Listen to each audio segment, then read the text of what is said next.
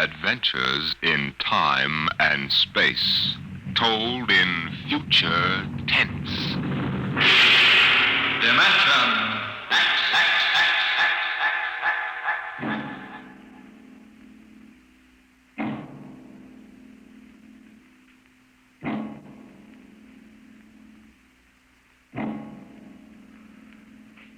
Out of the infinitude of stars and planets in the solar system and other systems in the universe, it is almost mathematically certain that there exist other forms of life on other worlds. Someday in the future, in 1,000 years, or in the next 10 minutes, daring travelers through space will make contact with the inhabitants of another world. But the question is, will we contact them first, or will they contact us?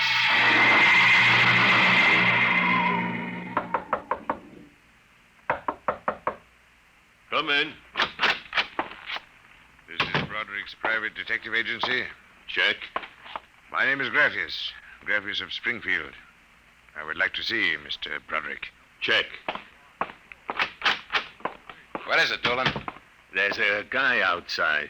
What kind of a guy? Oh, a great big guy with a big shining head and thick glasses like the bottoms of Coca-Cola bottles. And he looks like a professor or something. What I mean is, does he look like a client or a bill collector? He didn't say. Okay, Iron Man. Send him in. Check. Mr. Graffius, Mr. Broderick will see you. Thank you. Mr. Broderick? In the flesh. Okay, Iron Man. Step outside. Check. If you need me, I'll be outside. You'll have to excuse Mr. Dolan. He's a very useful man if you happen to want a house moved or somebody's head unscrewed from their shoulders. His reflexes aren't too good. He's what you might call underorganized. I suspected as much. All right, Mr. Graffius. Let's get down to business. Precisely. I would like your assistance in helping me locate something here in New York City. Just what are you trying to locate, Mr. Graffius? The Martian Embassy. Would you say that again very slowly? I came to New York to locate the Martian Embassy. Martian? Like in Buck Rogers? Precisely. Agents of the government of the planet of Mars. Dolan! What's the trouble, boss? Throw him out. He's a crackpot. Of course, if you wish me to leave, I will leave. But before I go, you might examine this. You'll find it quite authentic. Holy mackerel. A 5th-century note. Let me see that. Sit down, Mr. Graffius. Sit down. Make yourself comfortable. Dolan, get Mr. Graffius a light. Check. Okay, Mr. Graffius. Your remarks about our speckled friends, the Martians, I shall ignore. This being the year 1955, I assume you were joking. On the contrary, I'm completely serious. As it happens, I'm interested only in Martians at the moment. I see. Okay, shoot. It occurred to me in the course of my studies that we Earth people cannot possibly be the only intelligent form of life in the universe. Out of the infinitude of stars and planets, there must definitely, mathematically, be others.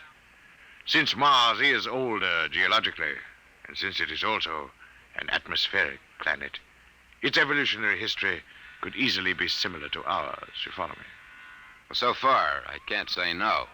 But if this is true, then they must have been watching us, observing us, for hundreds, possibly thousands of years. What for, blackmail? Shut up, Dolan. They know, then, that we are not far from achieving space travel. Atomic rocket ships that can travel to other planets. They also know we're a militaristic, warlike race. We might conceivably set out to conquer and occupy Mars one day. In which case, they'd try to get the jump on it. Precisely, Mr. Broderick. And how would they do that?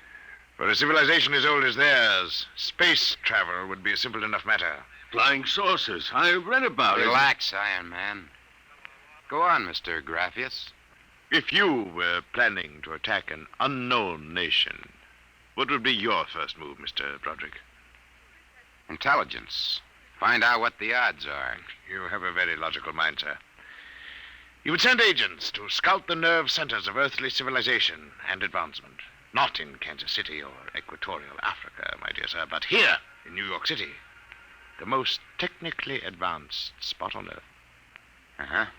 And, you want me to help you prove this theory of yours? Precisely. Expense does not interest me. Well, this may take a very long, long time, Mr. Graffius. After all, nobody's ever seen a Martian. I assure you, they will be very ordinary-appearing people. Very likely they live together in downtown New York, close to the newspapers and publishers, the news cables, communication centers, and the financial center of Wall Street. Most certainly, they live in a private house with no servants to pry into their affairs. Some ordinary people who live in a private house in downtown New York. Yes. I might just as well look up Martians in the classified section of the phone book. There's one other lead which might help you. What's that? They would be almost certain to subscribe to every conceivable type of newspaper, scientific journal, foreign language publication. Mm-hmm. Well, that might be something. Okay, Mr. Graffius. It's a deal. Excellent. I shall contact you tomorrow. Oh, before you leave, Yes? just as a matter of interest, why are you so interested in meeting up with these Martians?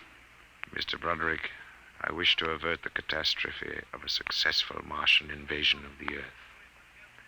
Naturally, I cannot go to the police or the military.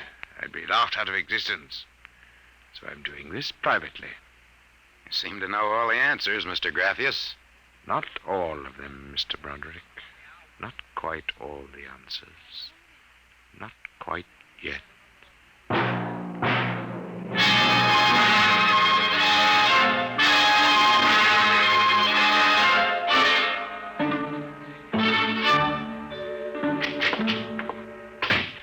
Hey, boss. Here's a private address. Takes everything from Pick magazine to the Manchester Guardian. Listen to this. Pick, Look, Scientific America, the Daily News, the Daily Worker, the Police Gazette, the Journal of Engineering, Scientific Quarterly, American Psychiatric Journal. Let me see that. Oh, Doolin. Doolin, sometimes I wonder. What's the address on this? 9 West 124th Street. Which happens to be the Harlem branch of the Public Library. Oh. Now listen, Noodle Brain. Check all the renting agents. Find out every private house in downtown New York. And then cross-check with the magazine subscription departments of the scientific magazines. You got that? Check. I wonder. Boss, what's the sense of all this? We know there ain't no Martian embassy in New York. This crackpot is paying us $100 a day, and we gotta keep him happy. You understand? Yeah. Also, I've got a hunch that Mr. Graffius isn't looking for any Martian embassies. He's looking for something quite different. Now start making with a telephone.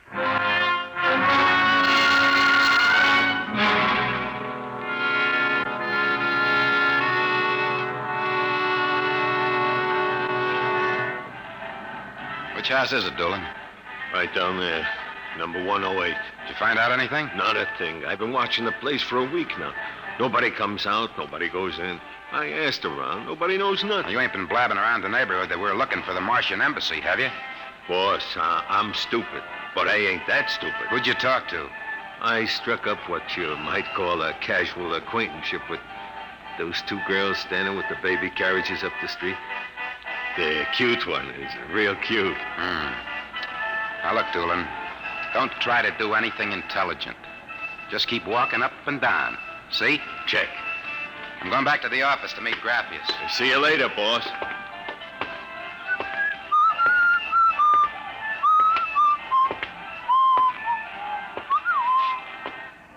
Hiya, beautiful. Hiya, Flatfoot. How did you know I was a detective? Your socks are bagging at the arches. Well, stick around, beautiful. I'll be back in a few minutes, and we can make some beautiful music together. Listen to Romeo, Helen. The name is Doolin, honey. Iron Man Doolin. Your line is getting rusty, Iron Man. What do you want to fool around with him for? He reminds me of my husband. Just a big, good-natured slob.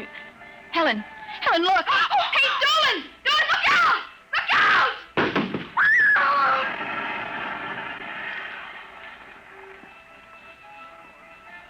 Helen?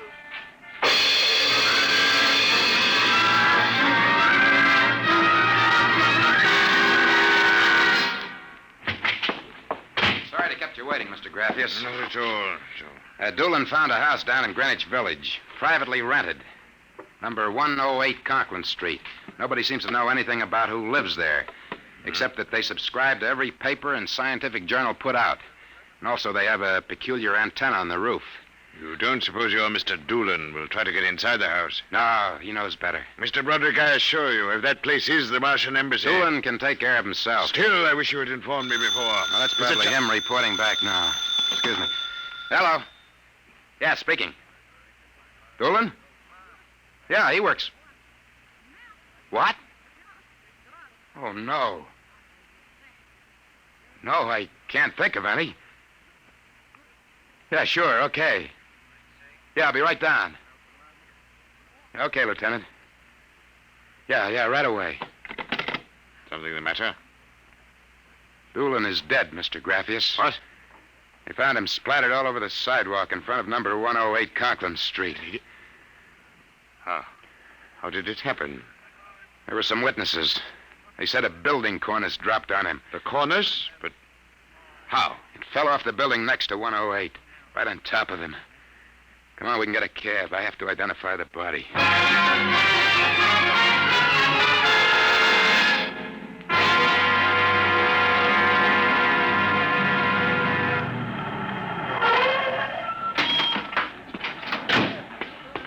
Lieutenant, I'm Broderick. Oh, well, there's your boy, Broderick. Not very pretty. Oh, Mother in heaven. That's a 1,000-pound hunk of concrete.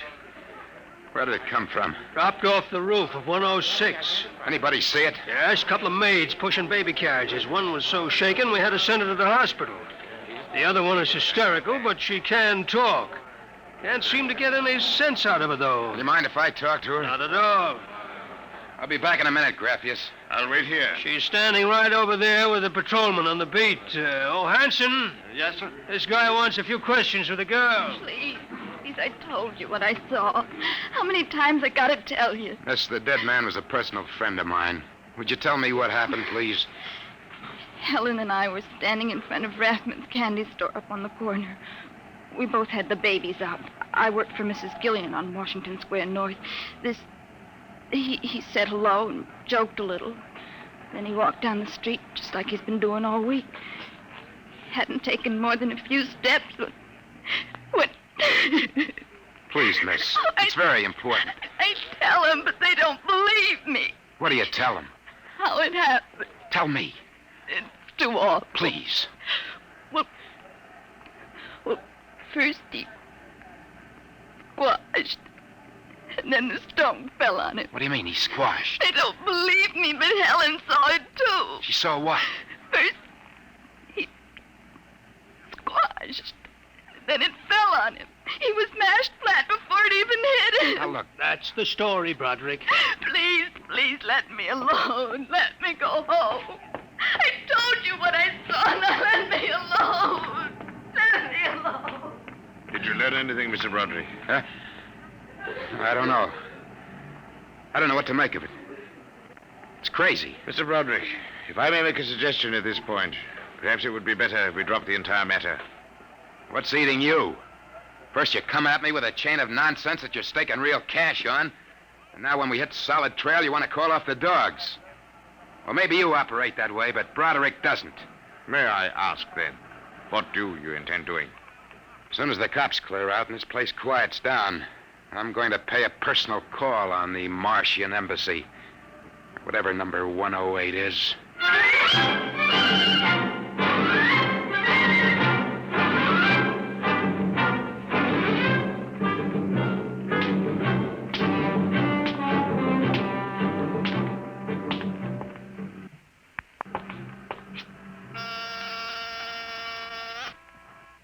Whatever you are, open that door. Got 2 heads or 10 fingers, and I'll drill you like a platoon of rookies. Yes? Oh, Well, young man, excuse me, ma'am. Is the lady of the house at home? I'm the lady of the house. Well, my name is Broderick. I represent the Manhattan Child Adoption Center. We're soliciting funds and clothing for stranded and unadopted children. I wondered if... Oh, won't you come inside? Well, we don't usually... Oh, nonsense. I'm old enough to be your grandmother. Besides, my son, Lauren, is working at home. Your son? He's a bibliographer. He writes summaries of articles and books from scientific journals and publications for libraries and universities. I see. Well, sit down, Mr. Broderick. We get so few calls, and I do like to visit. Oh, thank you. Now, what was it you wanted to talk to us about?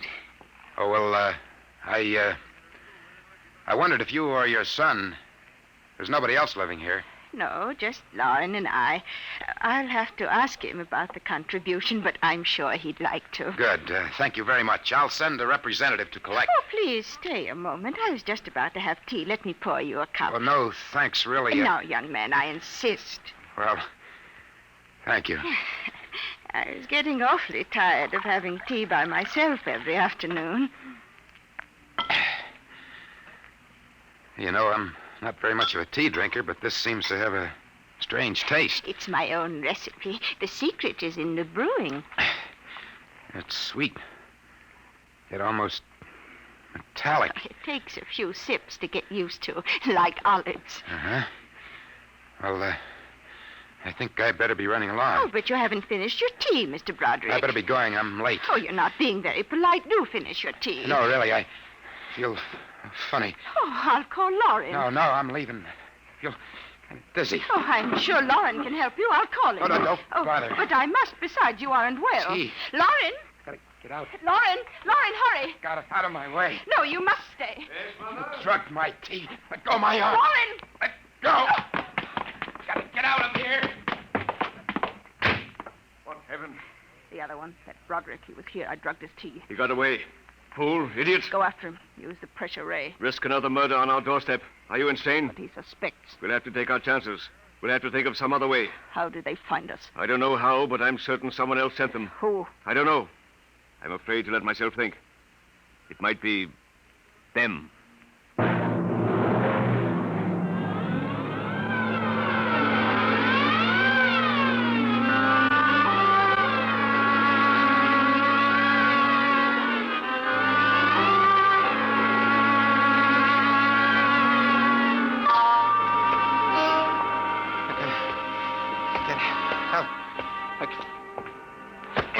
Watch where you're going, you drunken fool. Please, Get away from me. Stay awake. Look out. Miss, please. Let go of me. Help. Please. Help, officer. You don't understand. What's the trouble here? This drunkard is insulting people. I saw him come out of that house there. 108? That's the one. He bumped into a gentleman, and then he pulled at my arm. All right, miss. I'll take care of it. Come along, mister. I'm going to give you a break and take you back to the wife and kids. No, you can't. I'm sick. Sick, is it? What's the matter? Drugged. They drugged me. Who drugged you? Number 108. Martians. Who? Martians. Number 108. It's a Martian embassy. Well, I've seen them with pink elephants, rabbits, and mice, but you're the first one who's got marsh. That's true, I tell you. Uh-huh. Come along. Now, listen. Don't take me back there. They'll Come kill on. me. Look, I gotta make you understand. Here, I'll help you up the steps. Please, my name is Broderick. I'm a private dick. We'll find out about this. Here, don't try any tricks. Officer, please listen. I'll give you anything. I'll give you $1,000. Please listen. For God's sake, listen. Listen. Yes, officer. Why, Broderick. You know this slush, Granny? Why, that's my son, Broderick. No. Martian. He's in pretty bad shape. You better get him to bed. Oh, dear. He was doing so well at the Alcoholic Society. He must have gotten off again. Looks like he's ready to pass out. Lauren! What is it, Mother? Oh. Your brother, Broderick, has been drinking again. Look out, he's passed out. I'll take care of him, officer. We've handled this sort of thing before. Can you manage okay? We'll be fine, thank you. You've been very kind, officer. Nothing at all, Granny. I know how it is with these alkies. Well, I'll be seeing you.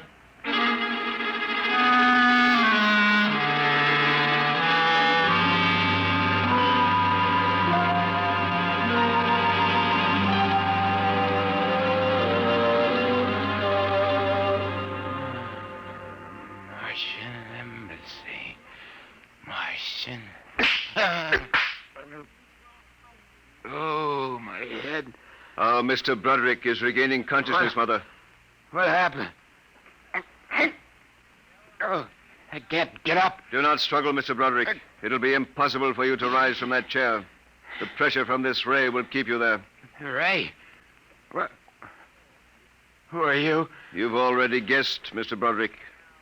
You mean this really is the... Martian Embassy, yes. You have the honor to be the first prisoner of the Imperial Government of Mars. First prisoner? Yes. After the invasion, of course, you will all be our prisoners. Hey, look. What sort of a business is this? No business, Mr. Broderick. As your people will soon find out. Our preparations for invasion are nearly completed now. As soon as we give the signal, our armed forces will launch a surprise attack. And then the Earth will be ours. You're crazy. Not half as mad as you, Mr. Broderick, to come muddling so foolishly into our affairs. That was a fatal mistake. So, Doolan's death was no accident, then? Assuredly not. We found it necessary to use a pressure ray on your friend. The block of concrete was an afterthought. We thought it might help to avert suspicion. All right. What happens now? If you cooperate, you can look forward to a quick, painless death like your friend, Mr. Doolan. If not? This pressure ray has many delicate adjustments. It can move a pin, or it can crush a boulder. Let me demonstrate.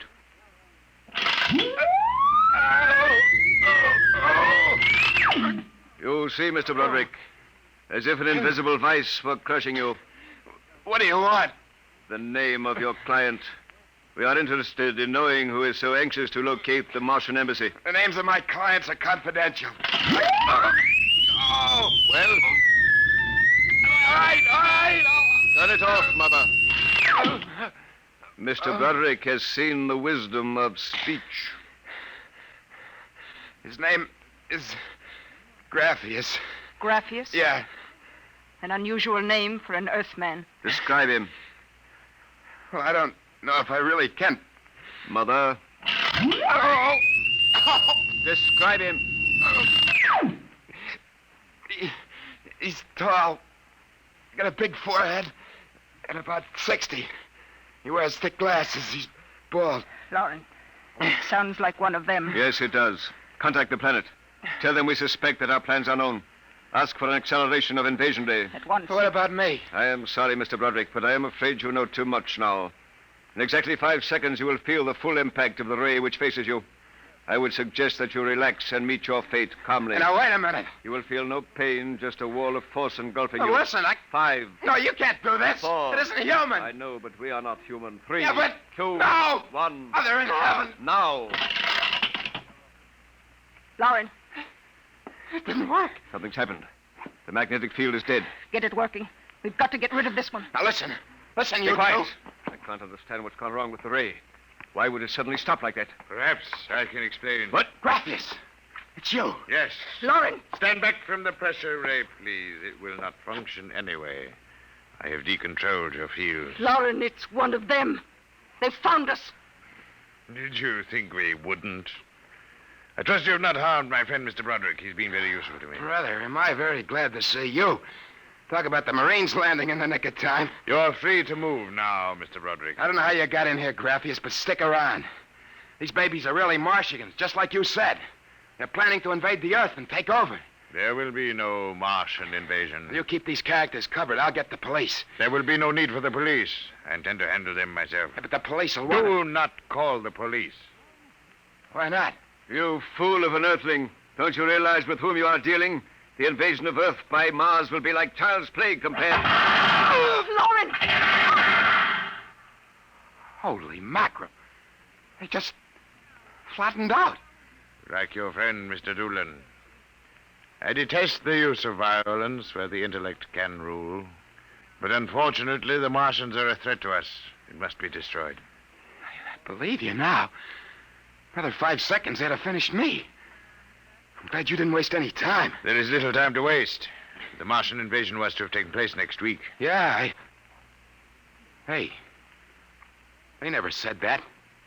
How do you know? You would not comprehend. Wait a minute. There are some things here I do understand. A second ago, that pressure ray didn't work. Now you're using it like it was a toy. How did you get in here, anyway? Who are you? Another one of those Martians? No, Mr. Broderick. I happen to be a Venusian. What? A representative of the planet Venus. Venus? That's impossible. Not at all. The Martians are really an inferior race. We Venusians are much farther advanced. As much as we are over you, Mr. Broderick. The Martians would simply have conquered and enslaved your people. We Venusians felt compelled to exterminate you completely. That's impossible. Oh, no.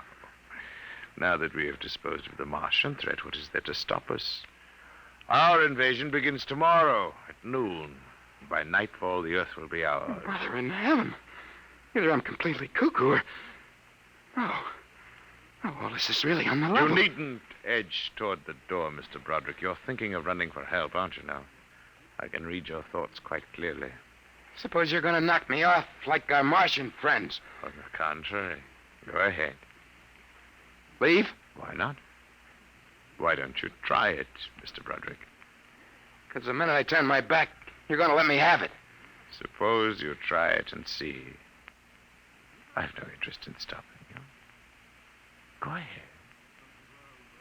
All right, Buster, you asked for it. It will do you no good. No good! You'll see! You let me go. Here, where do you think you're running, Tom? Hey, officer, listen to me. Oh, it's you, the one with the marsh. Yeah, that's right. Now listen. That story is true. They're inside that house, inside number 108. He killed them. Who killed? Brathius.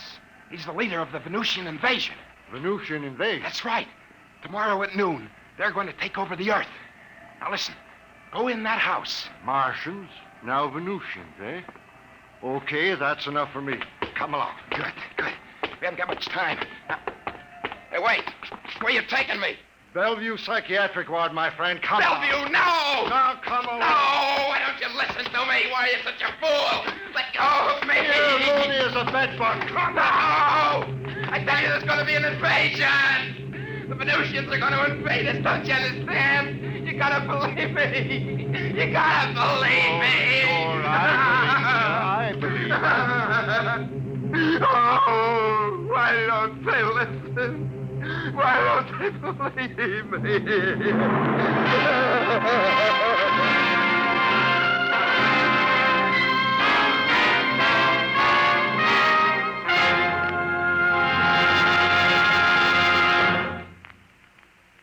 You have just heard another adventure into the unknown world of the future, the world of Dimension X.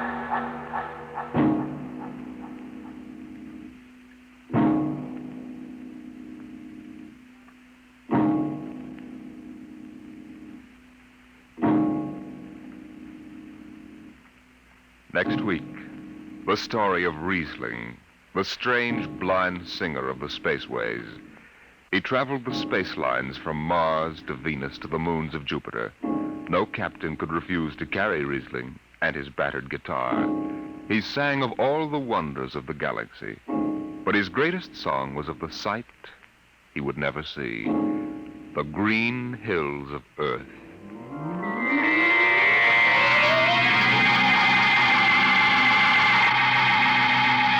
Tonight, Dimension X has presented The Embassy, a story by Donald A. Wollheim, as adapted for radio by George Lefferts.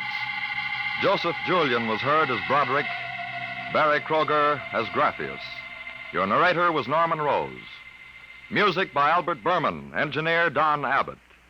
Dimension X is produced by Van Woodward and directed by Edward King.